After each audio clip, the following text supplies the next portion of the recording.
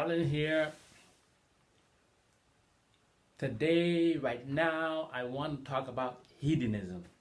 Hedonism.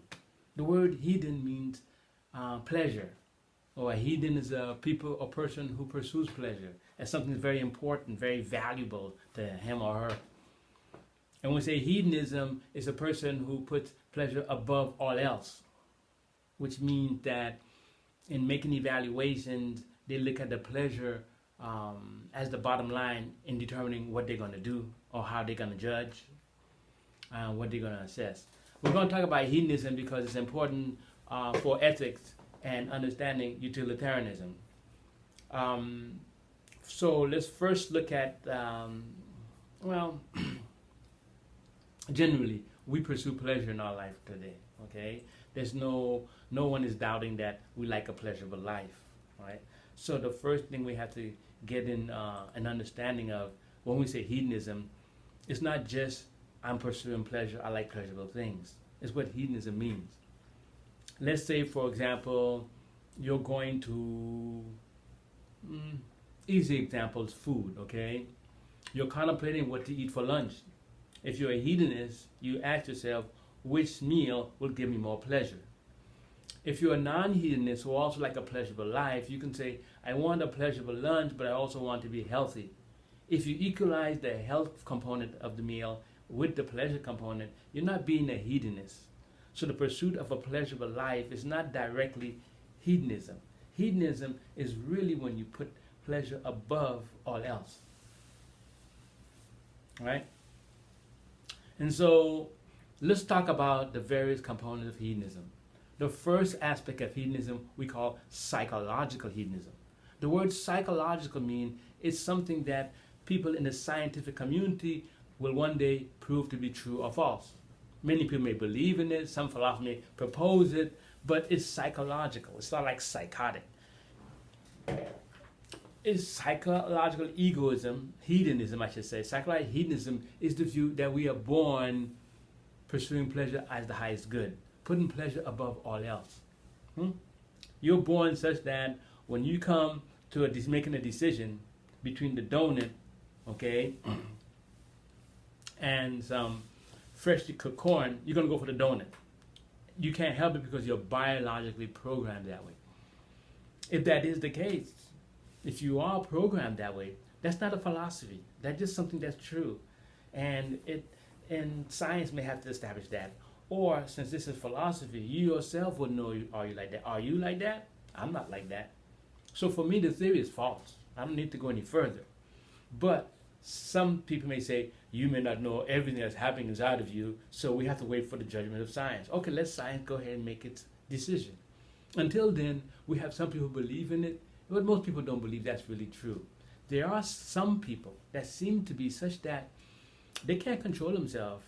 They begin in their youth, when they're young, they begin experimenting with alcohol a little bit. They drink a little bit, they can't put it down. They drop out of high school, become winos. There are some people, psychologists will say, have these personalities which cause them to be addictive to things really, really quickly. So we can say, just looking at science in general, there are some people who seem to be psychologically hedonists, and these people can't control their life. Same thing in morality. If someone is psychologically a hedonist, they can be trusted for ethics. It's not about trust. They can be ethical because they're going to pursue whatever gives the most pleasure, whatever the choice is, right? The psychological hedonism is one way to argue in defense of moral skepticism. The idea that there are no universal moral truths. In this case, there's no universal moral truth because we're just hedonists. We're seeking our own pleasure, no matter what the consequences, what the cost. That is not a philosophy. That's just the way it's supposed to be. Some people believe in it. Most philosophers, I would say, don't believe in it. But from the house of the philosophers, hedonism is a recommended philosophy. If you go back in time, there is this philosopher named Aristippus who used to follow Socrates around Athens as Socrates went around doing his philosophy. And Socrates argued against hedonism in the pursuit of pleasure as the ultimate goal. And so people thought Aristippus, being a follower of Socrates, had the same view. Later, people learned they were grossly mistaken. Aristippus left Socrates' side and went back to his hometown Cyrene and began to do his own philosophy.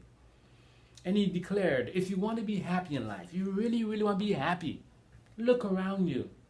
Who are the happiest? Those who enjoy most. Those people who actually eat well, wear fine clothing, listen to good music. Those people who are enjoying good times with their friends. Aristippus argued that all pleasures are good. All pleasures are good. Seek pleasure and you get the best life. But look very closely. If you look closely, you will observe something. That sometimes you can go too far. You can engage in excessive indulgence. So although you might pursue pleasure, you have to avoid excessive indulgence. Eating is great, but if you eat too much, you're going to have an upset stomach. Partying is great. You're enjoying yourself with your friend, but if you enjoy your friend till late at night, tomorrow morning you will not be able to go to work. So avoid excessive indulgence. So Aristippus' claim was basically all pleasures are good. Okay? Pursue them, but avoid excessive indulgence. And that will lead you to the best life possible. We call this theory Cyrenaic Hedonism. Cyrenaic Hedonism. And it does seem reasonable. All right? And it basically includes also an ethical component in it. Because if the pleasure you're going to see is going to bring you a lot of pain, that automatically creates an ethical domain inside of it so that you can look at it, look at that act. If it's going to bring a little pleasure now but a lot of pain in the future, like 3 years in jail, then that's not a pleasure you want to see. And so there is this theory here, okay? If you want a good application of the theory, look around you. Our society, especially in the American society, primarily we're Cyrenaic hedonists.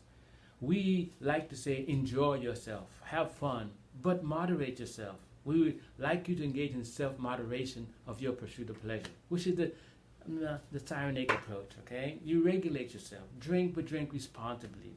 Eat, but eat responsibly, okay? And that is the American approach, a life of pleasure, but philosophical pleasure. Not that you're born that way, not that you become psychotic, like in psychological hedonism, all right? The drawback to this theory is that when you encourage people to engage in the pursuit of pleasure, sometimes they cannot control themselves. They get carried away, okay? And then they get lost. It doesn't make the theory false. It does require that someone must have a strong character, strong disposition, and control their pleasure so that they can actually regulate themselves so they can pursue pleasure and have a good life. That's Cyrenaic hedonism in a nutshell. And then, in addition to Cyrenaic hedonism, we had Epicurean hedonism. Epicurus is unlike Aristippus. Aristippus is often seen as a poor philosopher, sweet philosopher. Epicurus was not super wealthy, but certainly a man of means. Epicurus taught that not all pleasures are the same.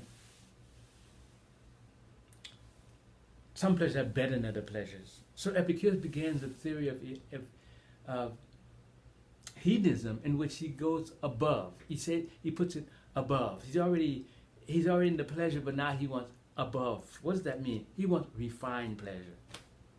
You can have regular food, or you can have gourmet food. Regular chocolate or Godiva chocolate. You could drive any old car, or you could drive a luxury car.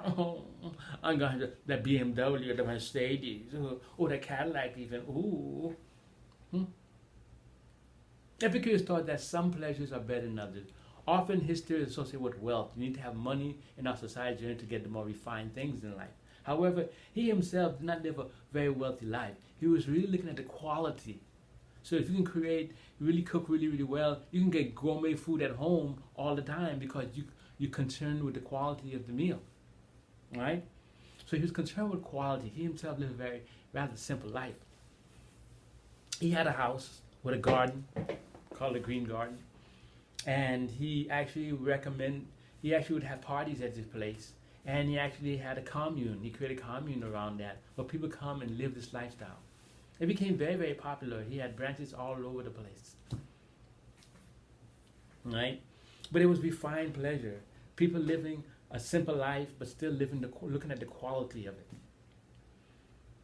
He looked at the pleasures, like in terms of quality. He looked at the pleasures of discussion, the pleasure of the mind, like reading or doing philosophy. I know you're thinking philosophy is not pleasure, but philosophy is pleasure. Okay, maybe at the end, when you find the answer, is pleasurable. But he spoke to the pleasures of refinement. Today we have the humanities where people go and look at the art work, or they listen to a symphony. All those are technically Epicurean pleasures. La, la, la, la, la, la, la. Those are Epicurean pleasures. You go to appreciate the music. Okay, the musician doesn't come to you. You rise up to the musician. La la la la la la la la. Not making fun of that. I do enjoy the Epicurean pleasures, but you have to see what the arts are. When you have culture, this Epicurean pleasure is refined. You go to appreciate that. Okay, this is also part of our society. The whole brand name industry. I'm not just wearing a shirt. I'm wearing Pierre Cardin. Okay, I don't just drive a car. I drive a Mercedes.